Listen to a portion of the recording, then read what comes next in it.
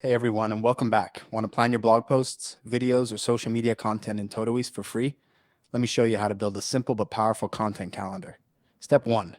Create a dedicated project. With the free plan's 5 project limit, use one project called Content Calendar or Editorial Calendar. Step 2. Use sections for content stages. Inside your content calendar project, add sections like ideas, drafting, editing, scheduled, and published.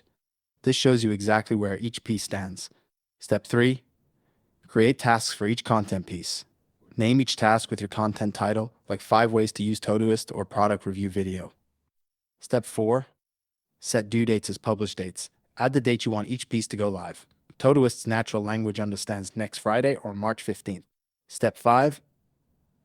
Add labels for content type. Create labels like blog post, YouTube, Instagram, or newsletter.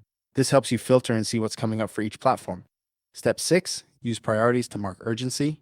P1 for today's must publish content, P2 for this week, P3 for ideas you're developing, P4 for low priority drafts.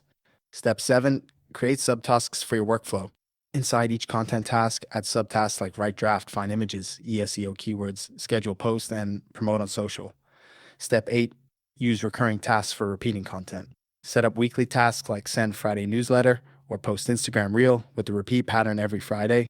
Pro tip: view your calendar in the upcoming view. This shows you all your scheduled content in chronological order so you never miss a publish date. And that's it.